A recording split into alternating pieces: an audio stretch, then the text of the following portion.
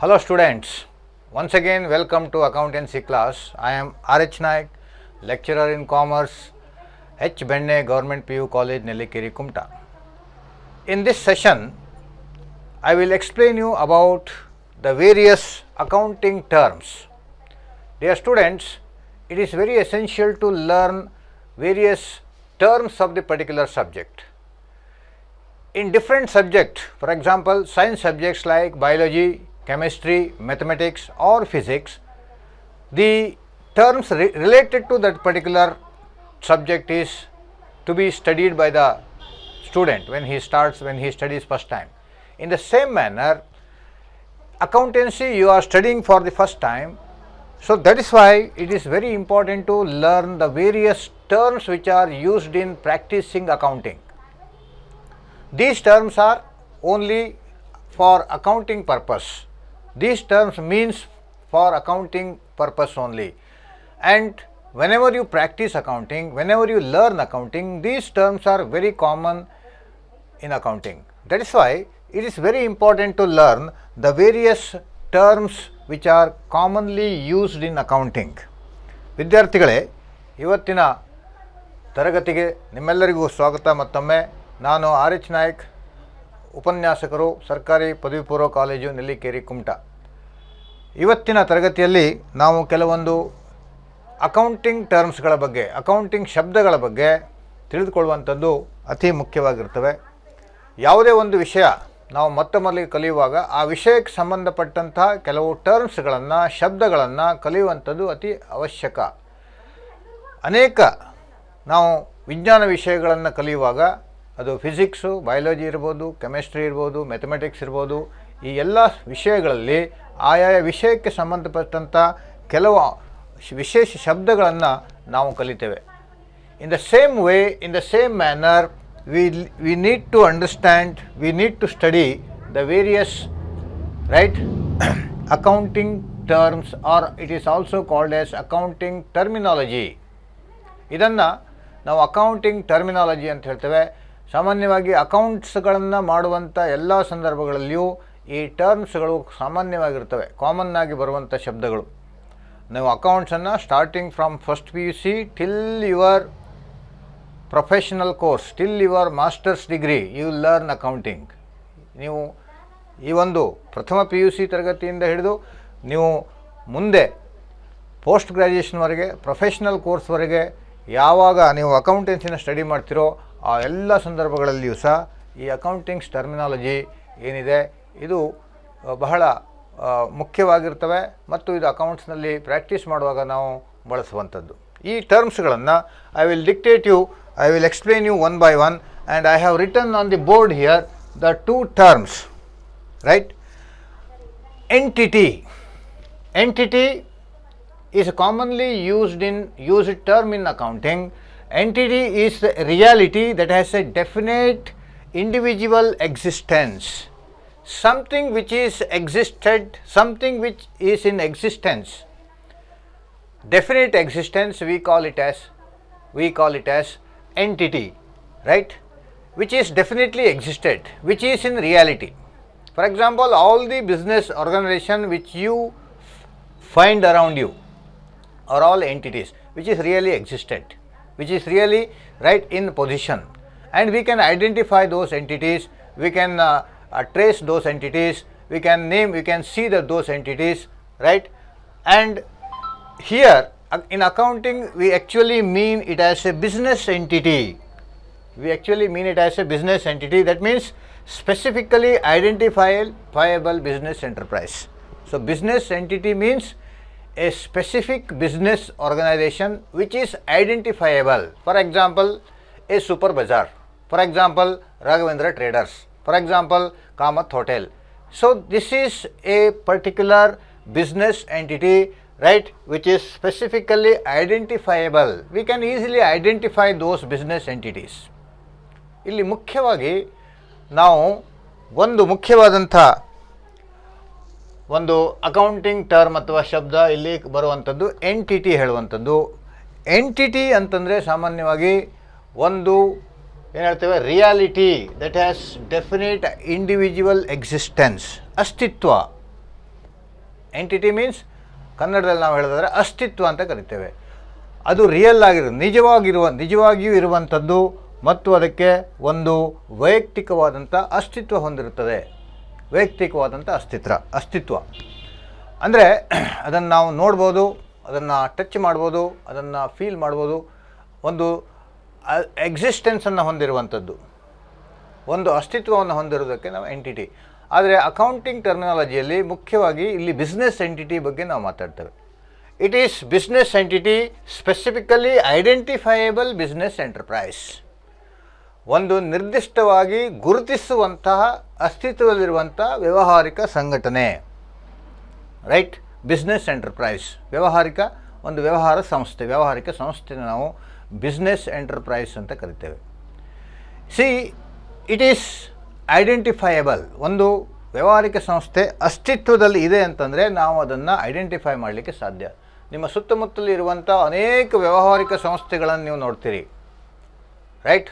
ಹೋಟೆಲ್ಸ್ಗಳನ್ನು ನೋಡ್ತೀರಿ. ಕಾಮತ್ ಹೋಟೆಲ್ ಇರ್ಬೋದು, ಯಾವುದೇ ಒಂದು ಕಿರಾಣಿ ಅಂಗಡಿ ಇರ್ಬೋದು, ರಾಘವೇಂದ್ರ ಸ್ಟೋರ್ಸ್ ಇರ್ಬೋದು, ABC ಒಂದು ಟ್ರೇಡರ್ಸ್ ಇರ್ಬೋದು, ಯಾವುದೇ ಆಲ್ ದೋಸ್ ಮೆಡಿಕಲ್ ಶಾಪ್ ಇರ್ಬೋದು, all those organisations or business entities. Because ಅವೆಲ್ಲ ನಾವು ಬಿಸ್ನೆಸ್ ಎಂಟಿಟಿ ಅಂತ ಕರಿತೇವೆ, ಅಸ್ತಿತ್ವದಲ್ಲಿರುವಂಥ ವ್ಯಾವಹಾರಿಕ ಸಂಸ್ಥೆ ಅಂತ ಕರಿತೇವೆ. ಸೊ ಯಾಕಂತಂದರೆ it means it has a specific identifiable, it is specifically identifiable. ಅದನ್ನು ನಾವು ನಿರ್ದಿಷ್ಟವಾಗಿ ಗುರುತಿಸಲಿಕ್ಕೆ ಸಾಧ್ಯವಿರುವಂಥ ಸಂಸ್ಥೆ. A business organisation records the transactions of the business. So it is very important to identify the business transactions. Therefore, for the accounting purpose, we record, right, business transactions in the books of account. Though the owner starts the business, right, but we differentiate between owner and the business while recording the business transactions. Therefore, it is called as accounting entity. It is also called as accounting entity because when a person starts a business, right, for accounting purpose, right, we have to record the transactions of the business, not the person. That means the transactions of the business and the person are separate. So considering that point in mind, right, we call it as accounting entity. For the purpose of recording the transactions, we differentiate the owner as well as the business. We record the transactions of the business. ಅಂದರೆ ನಾವು ಇದನ್ನು accounting entity ಅಂತಲೂ ಕರಿತೇವೆ. Accounting entity ಯಾಕಂತಂದರೆ ನಾವು ಒಂದು ವ್ಯಾವಹಾರಿಕ ಸಂಸ್ಥೆಯ, ಯಾವುದೇ ಒಂದು ವ್ಯಾವಹಾರಿಕ ಸಂಸ್ಥೆ ಇರ್ಬೋದು, ಆ ವ್ಯಾವಹಾರಿಕ ಸಂಸ್ಥೆಯ ಲೆಕ್ಕಗಳನ್ನು ಬರೆಯುವಾಗ ಆ ಸಂಸ್ಥೆಯ ಲೆಕ್ಕಗಳನ್ನು ಬರಿತೇವೆ, ನಾಟ್ ದ ಓನರ್. ಇಲ್ಲಿ ಓನರ್ ಮತ್ತು enterprise, owner and the business are separate. ಮಾಲೀಕ ಮತ್ತು ಬಿಸ್ನೆಸ್ಸು ಪ್ರತ್ಯೇಕ ಅಂತ ಭಾವಿಸ್ತೇವೆ ಅಕೌಂಟಿಂಗ್ ಪರ್ಪಸ್ಗೋಸ್ಕರ. Because all business organisations are not having a legal existence except joint stock company, except some other business cooperative societies, multinationals. See, all sole trading concern has no separate legal existence. ಯಾಕಂದರೆ ಎಲ್ಲ ವ್ಯಾವಹಾರಿಕ ಸಂಸ್ಥೆಗಳಿಗೂ ಕಾನೂನುಬದ್ಧವಾದಂಥ ಅಸ್ತಿತ್ವ ಇಲ್ಲ, ಕಾನೂನಿನ ಪ್ರತ್ಯೇಕ ಅಸ್ತಿತ್ವ ಇಲ್ಲ. ಆದರೆ ಅಕೌಂಟಿಂಗ್ ದೃಷ್ಟಿಯಲ್ಲಿ, ಅಕೌಂಟಿಂಗ್ ಪರ್ಪಸ್ಗೆ we have to record the business, we have to differentiate between the owner and the business. That means accounting means it is the accounting or recording of financial transactions of the business, not the owner. So it means owner's transactions are separately written, separately considered. Accounting ಅಂತಂದರೆ ಇದು ಒಂದು ವ್ಯಾವಹಾರಿಕ ಸಂಸ್ಥೆಗೆ ಸಂಬಂಧಪಟ್ಟಂಥ ಲೆಕ್ಕಗಳನ್ನು ಬರೆಯುವಂಥದ್ದು. ಹಾಗಾಗಿ owner, ಮಾಲೀಕ ಮತ್ತು ವ್ಯಾವಹಾರಿಕ ಸಂಸ್ಥೆ ಅಂತಂದರೆ ಪ್ರತ್ಯೇಕವಾಗಿ ಪರಿಗಣಿಸ್ತೇವೆ. Therefore it is also called as accounting entity. ಇದನ್ನು ನಾವು ಅಕೌಂಟಿಂಗ್ಗೋಸ್ಕರ ಪ್ರತ್ಯೇಕ ಅಸ್ತಿತ್ವ ಅಂತ ಹೇಳಿ ಕರಿತೇವೆ, ಅಕೌಂಟಿಂಗ್ಗೋಸ್ಕರ ವ್ಯಾವಹಾರಿಕ ಸಂಸ್ಥೆಯ ಅಸ್ತಿತ್ವ ಅಂತ ಕರಿತೇವೆ. Therefore the important term that you must learn about business organization is that business entity, all the business organization have some existence, identifiable existence. ಅಸ್ತಿತ್ವ ಹೊಂದಿರುವಂಥದ್ದಕ್ಕೆ ನಾವು ಒಂದು ಪ್ರತ್ಯೇಕ ಐಡೆಂಟಿಫೈಯಬಲ್ ಸ್ಪೆಸಿಫಿಕಲಿ ಐಡೆಂಟಿಫೈಯಬಲ್ ಎಂಟರ್ಪ್ರೈಸ್ ಅಂದರೆ ನಾವು ಪ್ರತ್ಯೇಕವಾಗಿ ಗುರುತಿಸುವಂಥ ಸಂಸ್ಥೆ. For example, dinosaurs have no existence. ಡೈನೋಸರ್ಸ್ಗಳಿಗೆ ಈ ಡೈನೋಸರ್ಸ್ಗಳು ಎಕ್ಸಿಸ್ಟೆನ್ಸಲ್ಲಿ ಇಲ್ಲ, ಅವು ಅಸ್ತಿತ್ವದಲ್ಲಿ ಇಲ್ಲ. ಯಾಕಂದರೆ you cannot identify right those creatures ನಾವು. So it is the relating to the entity here. Another important term which commonly we use in accounting is relating to the transactions, right? Transactions are any dealing between two or more persons where transfer of money or its equivalent takes place. It is commonly used term, transaction, dealing between two or more persons. Right, any activity, or it is also called as an event or any activity or dealing involving exchange of money or money's worth between two or more persons. Right.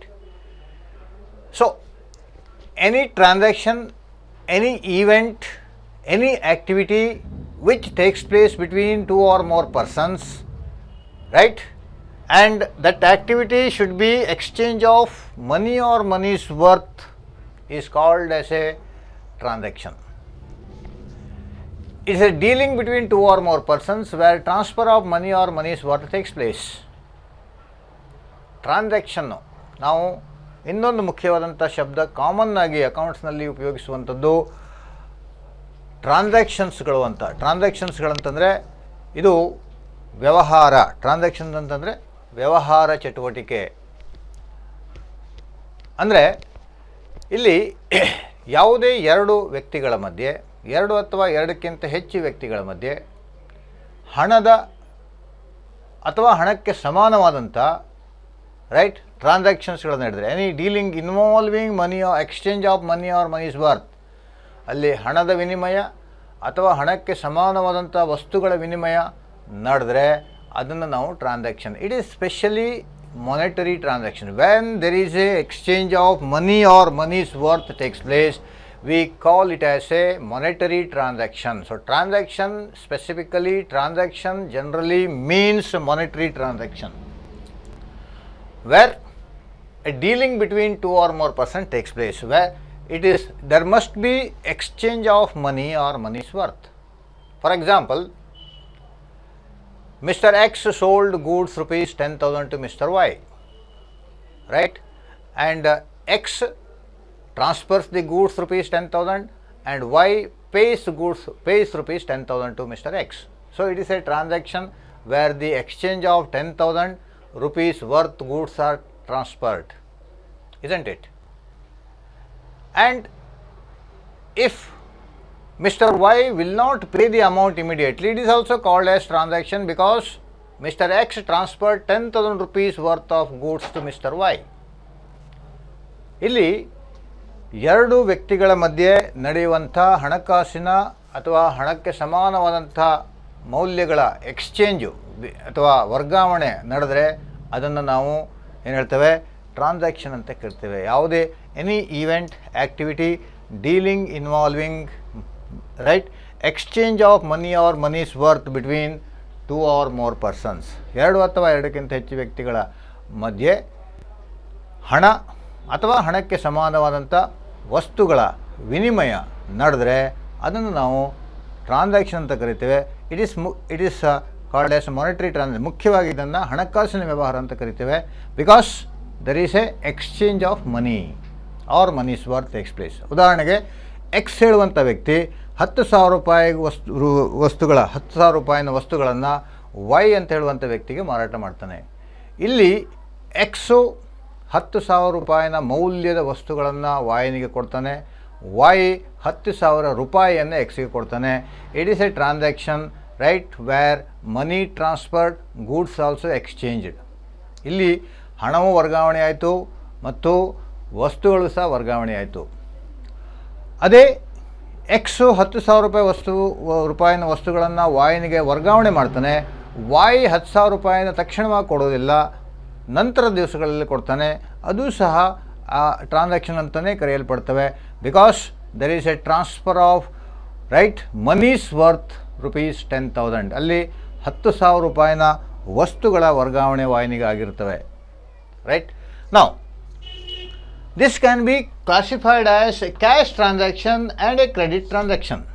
ಇದನ್ನು ನಾವು ಎರಡು ರೀತಿಯಾಗಿ ವರ್ಗಾವಣೆ ಮಾಡ್ತೇವೆ, ಎರಡು ರೀತಿಯ classification ಮಾಡ್ತೇವೆ. ಯಾವುದೇ ಒಂದು ಟ್ರಾನ್ಸಾಕ್ಷನ್ಗಳನ್ನು, ಹಣಕಾಸಿನ ಟ್ರಾನ್ಸಾಕ್ಷನ್ಸ್ಗಳನ್ನು ಎರಡು ರೀತಿ ವರ್ಗಾವಣೆ ಎರಡು ರೀತಿಯಲ್ಲಿ ಕ್ಲಾಸಿಫೈ ಮಾಡ್ತೇವೆ. 2 types. It can be a cash transaction, it can be a credit transaction. Cash transaction means there is a immediate receipt of or payment of cash takes place. When exchange between two or more persons takes place, dealing between two or more persons takes place, dealing of money or money's worth takes place, right? Suppose in that dealing cash receipt or cash payment takes place immediately, we call it as a cash transaction. Cash transaction ಅಂತಂದರೆ ನಗದು ವ್ಯವಹಾರ. ನಗದು ವ್ಯವಹಾರ ಅಂತಂದ್ರೇನು? ನಗದು transaction ಅಂತಂದರೆ ಹಣ ಅಥವಾ ಹಣಕ್ಕೆ ಸಮಾನವಾದಂಥ ವಸ್ತುಗಳ ಎರಡು ವ್ಯಕ್ತಿಗಳ ಮಧ್ಯೆ ವರ್ಗಾವಣೆ ಆದಾಗ, ಎಕ್ಸ್ಚೇಂಜ್ ಆದಾಗ. ರೈಟ್. ಕ್ಯಾಶ್ ಟ್ರಾನ್ಸಾಕ್ಷನ್ ಅಂತಂದರೆ ಹಣದ ಪಾವತಿ ಅಥವಾ ಹಣದ ರಿಸಿಪ್ಟ್ ಪಡೆಯುವಿಕೆ ತಕ್ಷಣವಾಗಿ ನಡೆದರೆ that is a cash transaction. For example, suppose you go to a shop, purchase a notebook worth ₹500 and you will pay ₹500 immediately to the shopkeeper. It is a cash transaction, isn't it? Here there is a payment of cash immediately. Payment of cash by you takes place immediately, and the receipt of cash by the owner or the proprietor immediately. So it is a cash transaction. ನಗದು ವ್ಯವಹಾರ ಅಂತಂದರೆ ಹಣದ ಪಡೆಯುವಿಕೆ ಅಥವಾ ಹಣದ ಕೊಡುವಿಕೆ ತಕ್ಷಣವಾಗಿ ನಡೀತೇವೆ. ಉದಾಹರಣೆಗೆ ನೀವು ಅಂಗಡಿಗೆ ಹೋಗ್ತೀರಿ, 500 ರೂಪಾಯಿನ ನೋಟ್ಬುಕ್ಕನ್ನು ಪರ್ಚೇಸ್ ಮಾಡ್ತೀರಿ, ತಕ್ಷಣವಾಗಿ 500 ರೂಪಾಯಿನ ಅವನಿಗೆ ಪಾವತಿ ಮಾಡ್ತೀರಿ. ತಕ್ಷಣವಾಗಿ ಹಣವನ್ನು ಪಾವತಿ ಮಾಡಿದರೆ ಅದನ್ನು ಕ್ಯಾಶ್ ಟ್ರಾನ್ಸಾಕ್ಷನ್ ಅಂತ ಕರಿತೇವೆ. It very simple, isn't it? When there is immediate payment of cash, you paid cash immediately, the owner receives cash immediately. Right? It is a cash transaction from the point of view of the owner, businessman ದೃಷ್ಟಿಯಿಂದ ಅದು ನಗದು ವ್ಯವಹಾರ ಅಂತ ಅನಿಸ್ತದೆ. ನಿಮಗೂ ಸಹ ಅದು ನಗದು ವ್ಯವಹಾರ. But quite reverse to the cash transaction. Here another important transaction, the transaction may also be credit transaction. Right? Here there is no immediate payment of cash takes place. In case of a credit transaction where receipt or payment of cash postponed to a future date, it creates an obligation to pay or receive the amount later. In a credit transaction there is an obligation on the part of the payer to pay the money or on the part of the receiver to receive the money. Receipt or payment of cash will not take place immediately. It is a credit transaction. Very simple. It is against cash transaction. ನಗದು ವ್ಯವಹಾರಕ್ಕೆ ವಿರುದ್ಧವಾಗಿ ನಾವು ಸಾಲದ ವ್ಯವಹಾರ ಅಂತ ಕರಿತೀವಿ. Credit ಅಂದರೆ ಉದ್ರಿ, ಅಂದರೆ ಇಲ್ಲಿ ತಕ್ಷಣವಾಗಿ ಹಣದ ಪಾವತಿ ಅಥವಾ ಹಣದ ಪಡೆಯುವಿಕೆ ನಡೆಯುವುದಿಲ್ಲ. ಹಣದ ಪಾವತಿ ಅಥವಾ ಹಣದ ಪಡೆಯುವಿಕೆ ಮುಂದಿನ ದಿವಸಗಳಲ್ಲಿ ನಡೆದರೆ that is a credit transaction. Right. So suppose take the same example. Suppose you go to a shop, right, purchases ₹500 notebook, and you suppose the shopkeeper is known to you and you say that I will pay the amount after 1 week. Suppose the owner is known to you and owner agrees, right, agrees to receive the amount after 1 week. So immediately on this date, this is a credit transaction to the owner of the business. ಇದೇ example ನೀವು ಮುಂದುವರಿಸೋದಾದರೆ, ನೀವು ಅಂಗಡಿಗೆ ಹೋಗ್ತೀರಿ, ಅಂಗಡಿಗೆ ಹೋಗಿ 500 ರೂಪಾಯಿನ ನೋಟ್ಬುಕ್ಕನ್ನು purchase ಮಾಡ್ತೀರಿ. Notebook purchase ಮಾಡಿದಾಗ ನೀವು ಅಂಗಡಿಯವನು ನಿಮಗೆ ಪರಿಚಯದವನಿರ್ತಾನೆ. ನೀವೇನು ಹೇಳ್ತೀರಿ, 500 ರೂಪಾಯಿನ 1 ವಾರದ ನಂತರ ಕೊಡ್ತೇನೆ. ಆಗ ಅಂಗಡಿಯವನು ಅದಕ್ಕೆ ಒಪ್ತಾನೆ. ಅದನ್ನು ನಾವು ಕ್ರೆಡಿಟ್ ಟ್ರಾನ್ಸಾಕ್ಷನ್ ಅಂತ ಕರಿತೇವೆ. ಯಾಕಂತಂದರೆ ಇಲ್ಲಿ ಹಣದ ಪಾವತಿ ನಿಮ್ಮಿಂದ ತಕ್ಷಣವಾಗಿ ಆಗಿಲ್ಲ.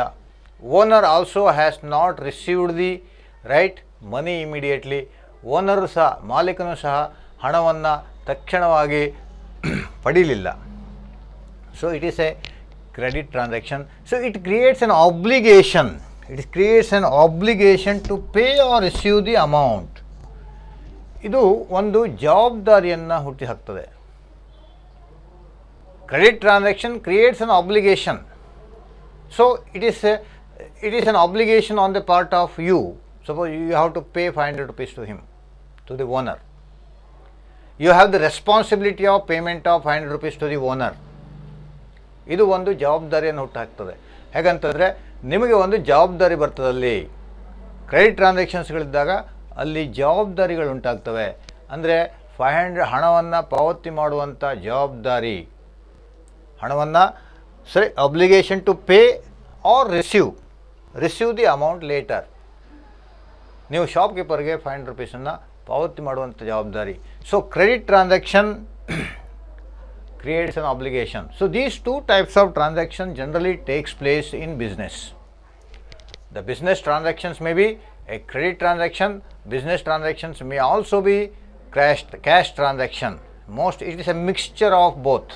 Business transactions are always a mixture of both transactions, credit transactions as well as cash transactions. Let us discuss other important terms here.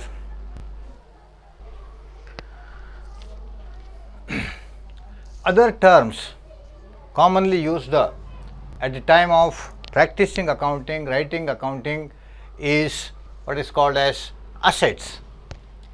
See, assets are, you can write down these notes, write down these points. Assets are the valuable things owned by the business.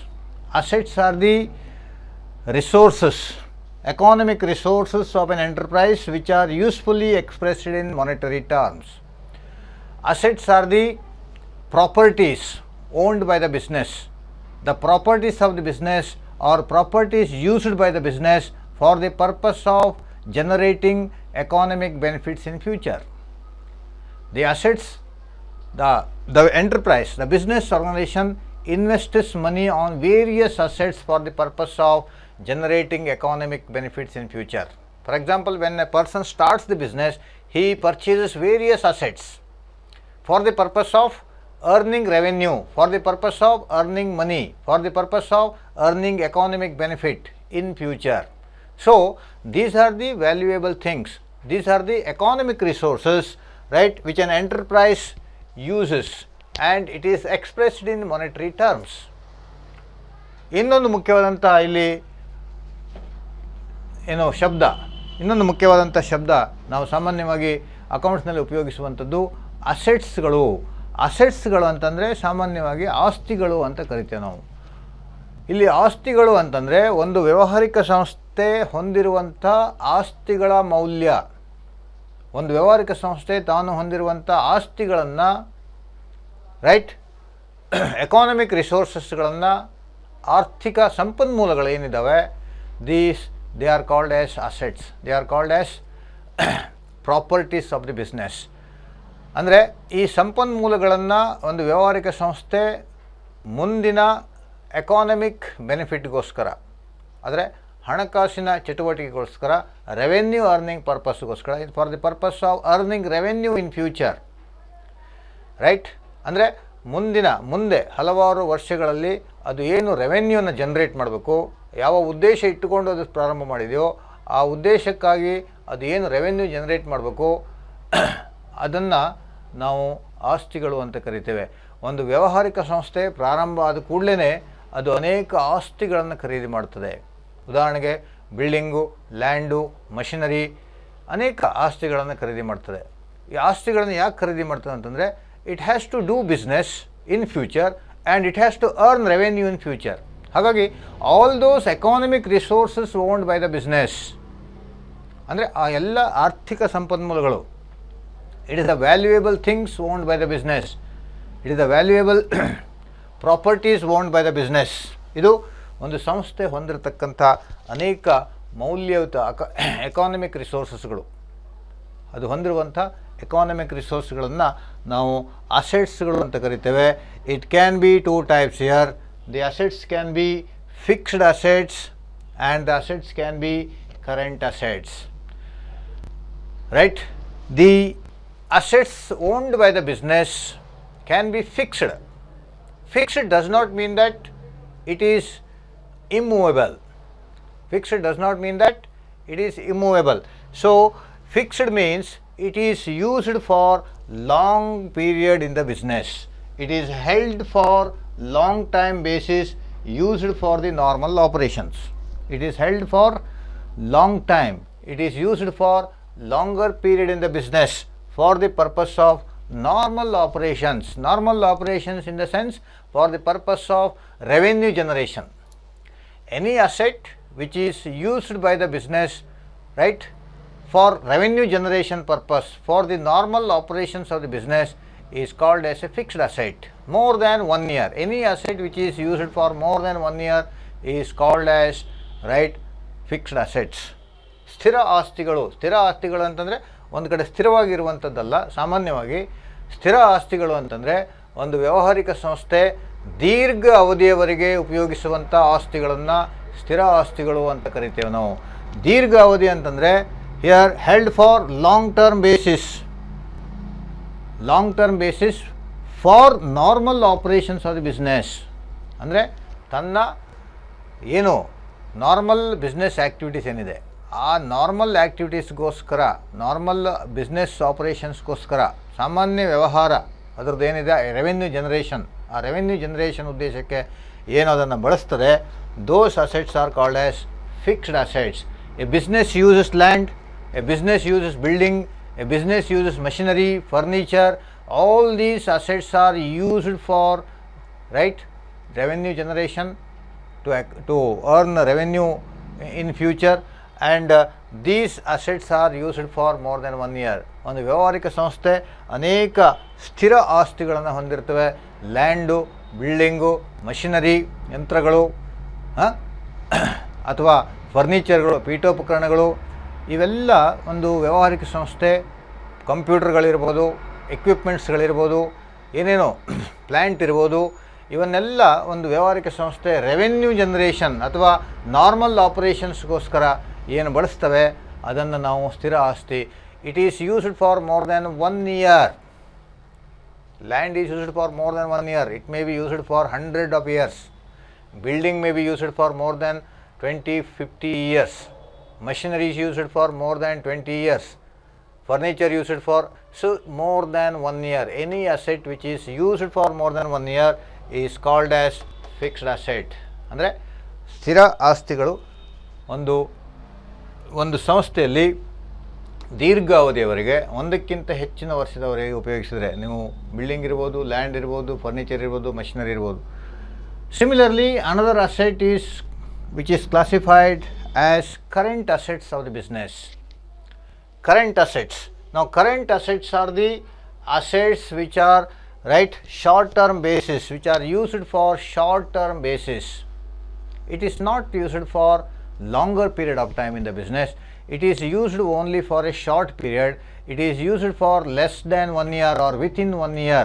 The assets which are used for less than 1 year is called as short term, is called as current assets. It is also called as circulating assets.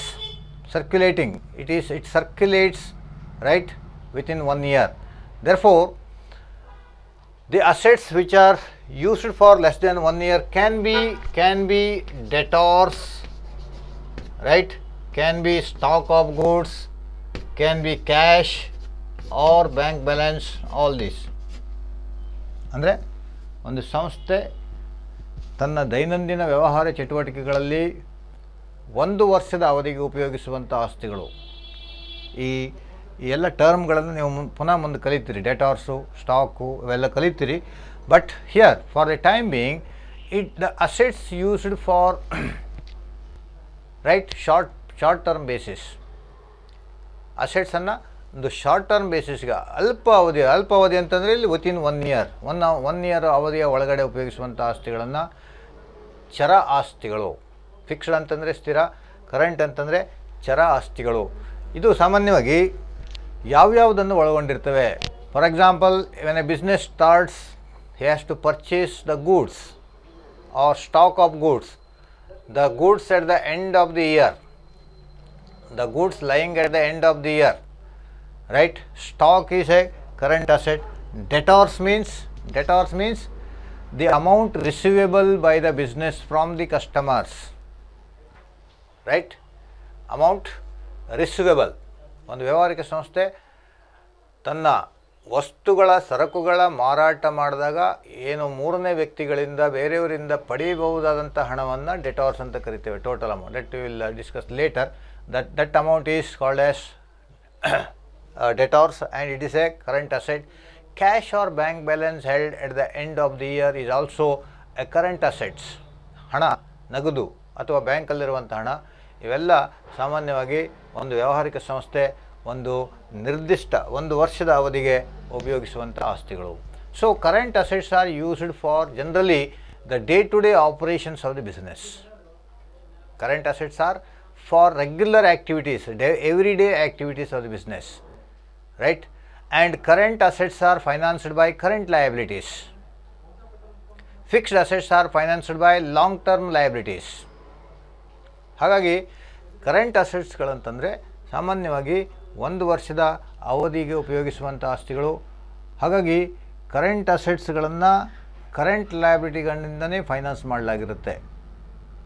ಇದನ್ನು ದೀರ್ಘಾವಧಿಯವರೆಗೆ ಉಪಯೋಗಿಸೋದಿಲ್ಲ, right?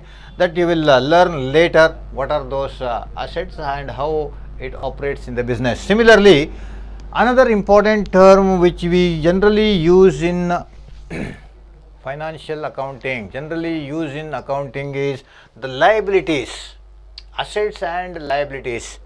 See, liabilities are the obligations or debt that an enterprise has to pay at some time in future. Liabilities are the responsibilities of the business. It is the responsibility or obligation or debts of the business.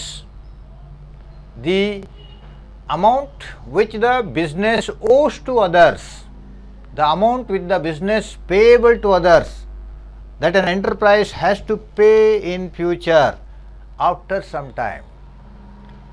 So it is an obligation, it is a responsibility of the business to pay money to others in future, right? Liability means the money which the business has to owe or has to pay. It is the obligation or debt which the business has to pay others, right, in future. So it is always classified as long term liabilities and short term liabilities. Liabilities ಅಂತಂದರೆ ಹೊಣೆಗಾರಿಕೆಗಳು, ಜವಾಬ್ದಾರಿಗಳು. ಒಂದು ವ್ಯಾವಹಾರಿಕ ಸಂಸ್ಥೆ ತಾನು ಹೊಂದಿರುವಂಥ ಹೊಣೆಗಾರಿಕೆಗಳನ್ನು, ತಾನು ಹೊಂದಿರುವಂಥ ಸಾಲ, obligations or debt that an enterprise has to pay, right, at some time in future. ಅಂದರೆ ಒಂದು ವ್ಯಾವಹಾರಿಕ ಸಂಸ್ಥೆ ತಾನು ಪಾವತಿಸಬಹುದಾದಂಥ, ತಾನು ಪಾವತಿ ಮಾಡಬೇಕಾಗಿರುವಂಥ ಮೊತ್ತವನ್ನು ಮೂರನೇ ವ್ಯಕ್ತಿಗಳಿಗೆ, ಬೇರೆಯವರಿಗೆ ಅದನ್ನು ಲಯಬಿಲಿಟಿ ಅಂತ ಕರಿತೇವೆ. It may be owner also. ಅಂದರೆ ಒಂದು ವ್ಯಾವಹಾರಿಕ ಸಂಸ್ಥೆ ಪಾವತಿಸುವಂಥ ಹಣ, it may be to the outsider, it may be to the insider. It is a liability. So it is an obligation. ಇದು ಒಂದು ಜವಾಬ್ದಾರಿ. It can be a long term liability and it can be a short term liability. Like assets, fixed assets and current assets, liabilities can also be long term liability, liabilities can also be short term liability. Long term means payment after 1 year. The liability which the obligation, right, the debt which the business has to pay, right, after 1 year is called as a long term liability. After 1 year, not within 1 year. So, a business has to incur, the business has to, right, pay some amount to, right, third person, some amount to some person after 1 year. It can be a long term liability. For example, loan. Generally, loan is taken by the business for long term, long period, long term purpose or long period, right. Therefore, it is not payable within 1 year. When loan is taken, it is, the term of the loan may be more than 5 years, 10 years. It is not payable within 1 year. When a loan taken is not payable within 1 year, it is a long term liability. Even debentures also, you will learn later. Debentures means, right, a certificate issued by the company, right, acknowledging the debt. And a company takes loan from the public, general public, it is called as a debenture. So it is also payable more than 1 year. ಈ ದೀರ್ಘ ಅವಧಿಯ ಲಯಬಿಲಿಟಿಗಳು ಅಂತಂದರೆ long term ಲಯಬಿಲಿಟೀಸ್ಗಳಂತಂದರೆ ದೀರ್ಘ ಅವಧಿಯವರೆಗೆ ಪಾವತಿ ಮಾಡುವಂಥದ್ದು. ಅಂದರೆ 1 ವರ್ಷಕ್ಕಿಂತ ಹೆಚ್ಚಿನ ಅವಧಿಗೆ ಪಾವತಿಸುವಂಥ ಲಯಬಿಲಿಟೀಸ್ಗಳನ್ನು ನಾವು ದೀರ್ಘ ಅವಧಿಯ ಲಯಬಿಲಿಟೀಸ್ಗಳಂತ ಕರಿತೇವೆ. It is payments after 1 year. ಸಾಮಾನ್ಯವಾಗಿ ಒಂದು ವ್ಯಾವಹಾರಿಕ ಸಂಸ್ಥೆ ಸಾಲವನ್ನು ತೆಗೆದುಕೊಂಡಾಗ, ಬ್ಯಾಂಕ್ಗಳಿಂದ ಆಗಿರ್ಬೋದು, ಹಣಕಾಸು ಸಂಸ್ಥೆಗಳಿಂದ ಸಾಲವನ್ನು ತೆಗೆದುಕೊಂಡಾಗ ಆ ಸಾಲದ ಅವಧಿ ಸಾಮಾನ್ಯವಾಗಿ 1 ವರ್ಷಕ್ಕಿಂತ ಹೆಚ್ಚಿನ ಅವಧಿದ್ದಾಗಿರ್ತವೆ. isn't it? So, when more than 1 year period loan is taken, it is a long term liability. It is payable of more than 1 year, 10 years, 5 years, like that. Right? ಅದರ ಸಾಲ, ದೀರ್ಘಾವಧಿ ಸಾಲ ಅಂತಂದರೆ ಅದನ್ನು ದೀರ್ಘಾವಧಿ ಸಾಲ ಅಂತಲೇ ಕರಿತೇವೆ. ಅಲ್ಪಾವಧಿ ಸಾಲಗಳಾದರೆ ಸಾಮಾನ್ಯವಾಗಿ ಬ್ಯಾಂಕ್ ಓವರ್ ಡ್ರಾಫ್ಟ್ಗಳಂತ ಪಡೆದ್ರೆ ಅದನ್ನು 1 ವರ್ಷದ ಅವಧಿಯಲ್ಲಿ ಪಾವತಿಸಬೇಕಾಗ್ತವೆ. ಸೊ ಸಾಲಗಳು, ಸಾಲಪತ್ರಗಳು, ಡಿವೆಂಚರ್ಸ್ಗಳು ಸಹ ದೀರ್ಘಾವಧಿ. ಡಿವೆಂಚರ್ಸ್ಗಳ ಬಗ್ಗೆ ನೀವು ಇನ್ನೂ ಮುಂದಿನ ತರಗತಿಗಳಲ್ಲಿ ಅದನ್ನು ಸಿಂಪಲ್ ಆಗಿ ಹೇಳೋದಾದರೆ, debentures R the loan taken by the company, not from bank or financial institutions, that just from general public by issue of debenture certificate. ಸಾಲಪತ್ರಗಳನ್ನು ಸಾರ್ವಜನಿಕರಿಗೆ ವಿತರಣೆ ಮಾಡಿ ಅವರಿಂದ ಸಾಲವನ್ನು ಪಡೆದರೆ that is debenture. It is also long term debt, it is also long term liability. ಅಂದರೆ ಇವುಗಳನ್ನು ಒಂದು ನಿರ್ದಿಷ್ಟ ಅವಧಿ, ಅಂದರೆ 1 ವರ್ಷಕ್ಕಿಂತ ಹೆಚ್ಚಿನ ಅವಧಿಗೆ ಪಾವತಿಸಲಾಗ್ತವೆ. That is long term liability.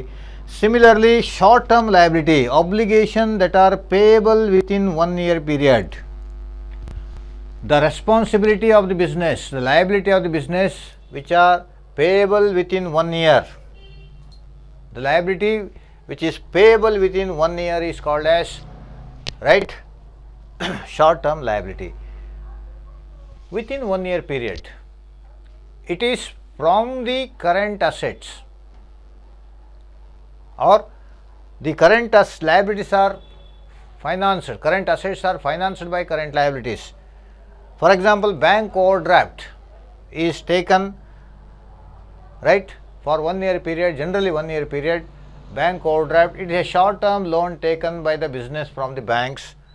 Bills payable or creditors, these are the common short term liabilities which are payable within 1 year. Short term ಲಯಬಿಲಿಟೀಸ್ಗಳಂತಂದರೆ ಅಲ್ಪಾವಧಿ ಹೊಣೆಗಾರಿಕೆಗಳು, ಅಂದರೆ ಅಲ್ಪಾವಧಿಯಲ್ಲಿ ಪಾವತಿ ಮಾಡಬಹುದಾದಂಥ ಸಾಲಗಳು, obligations.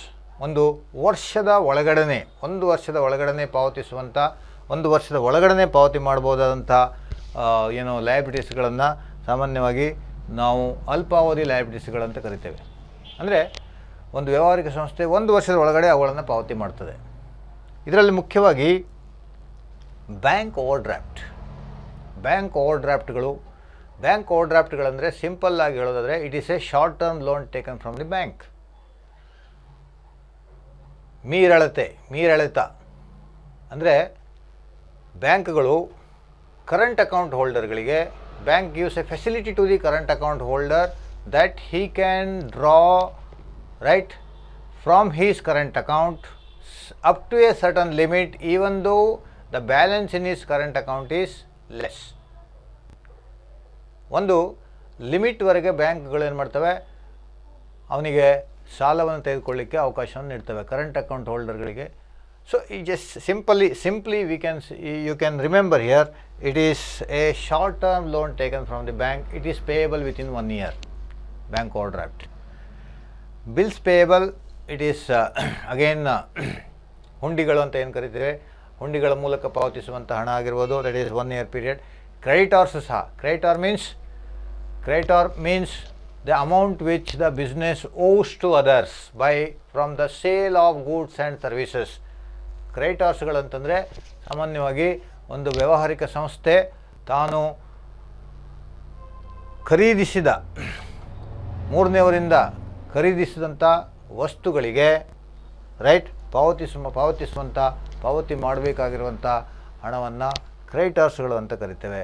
So these are the various liabilities or responsibilities of the business. ಅಂದರೆ it may be a long term liability, it may be a short term liability. Now a very important combination of assets and liability you can learn here. ಇದು ದೀರ್ಘಾವಧಿ ಆಸ್ತಿಗಳು, fixed ಆಸ್ತಿ, ಸ್ಥಿರ ಆಸ್ತಿಗಳು ಮತ್ತು long term ಲಯಬಿಲಿಟೀಸ್ಗಳಿಗೆ ಒಂದು ರೀತಿಯ ಏನಿದೆ ಸಂಬಂಧ ಇದೆ, ಮತ್ತು ಕರೆಂಟ್ ಅಸೆಟ್ಸ್ ಮತ್ತು ಶಾರ್ಟ್ ಟರ್ಮ್ ಲಯಬಿಲಿಟೀಸ್ಗಳಿಗೆ ಒಂದು ರೀತಿಯ ಸಂಬಂಧ ಇದೆ. ಈಗ a business, suppose a person starts a business with some money, with his capital 5 lakh rupees, loan rupees say for example 2 lakhs, total 7 lakhs he starts the business, right? Total 7 lakh rupees he starts the business. From 7 lakh rupees he purchases some fixed assets first, land, building, furniture, machinery, all these assets, right? And he purchases certain current assets like stock of goods he purchases, and some money left, and he also, while he purchases the goods, right, some goods he may purchase on credit basis, that creates what is called as short term liability. Here long term liability is the capital and the loan he has taken, right, and the long term assets are the fixed asset which he has purchased, and the current assets are the assets like stock, debtors, when he purchases the goods on credit basis, right, there is a creation of creditors. When he sells goods on credit basis, then there is a creation of debtors, right. There will be some cash balance or bank balance at the end. So this will create what is called as the fixed assets and long term liabilities, current assets and short term liabilities. ಇದು ಸಾಮಾನ್ಯವಾಗಿ ಸ್ಥಿರ ಆಸ್ತಿಗಳು ಮತ್ತು long term liability, ದೀರ್ಘಾವಧಿ ಲಯಬಿಲಿಟೀಸ್ಗಳ ಮಧ್ಯೆ ಒಂದು ಸಂಬಂಧ ಇದೆ. ಅದೇ ರೀತಿ ಕರೆಂಟ್ ಅಸೆಟ್ಸ್ ಮತ್ತು ಶಾರ್ಟ್ ಟರ್ಮ್ ಲಯಬಿಲಿಟೀಸ್ಗಳ ಮಧ್ಯೆ ಒಂದು ಸಂಪರ್ಕ ಇದೆ. ಒಂದು ವ್ಯಾವಹಾರಿಕ ಸಂಸ್ಥೆಯಲ್ಲಿ ಮಾಲೀಕ ವ್ಯವಹಾರವನ್ನು ಪ್ರಾರಂಭ ಮಾಡಿದಾಗ ಅದನ್ನು ಸಾಲವಾಗಿ ಅಥವಾ ಸ್ವಂತ ಹಣದಿಂದ ಮತ್ತು ಸಾಲದಿಂದ ಪ್ರಾರಂಭ ಮಾಡ್ತಾನೆ. ಆ ಸ್ವಂತ ಹಣ ಮತ್ತು ಸಾಲ ಏನಾಗಿರ್ತವೆ, ಅದು ದೀರ್ಘಾವಧಿ ಲಯಬಿಲಿಟೀಸ್ಗಳಾಗ್ತವೆ. ಆ ಹಣದಿಂದ ಅವನು ಆಸ್ತಿಗಳನ್ನು ಖರೀದಿ ಮಾಡ್ತಾನೆ, ಅದರಲ್ಲಿ ಸ್ಥಿರ ಆಸ್ತಿಗಳು ಬರ್ತವೆ, ಅದರಲ್ಲಿ ಅದೇ ರೀತಿ ಕರೆಂಟ್ ಅಸೆಟ್ಗಳು ಬರ್ತವೆ. ಹಾಗಾಗಿ ಇಲ್ಲಿ there is a creation of assets, liabilities, fixed assets and current assets. Again there is a creation of long term liabilities and also short term liabilities, that I will explain you in detail with an example in the next class, right? Thank you for watching. Thank you.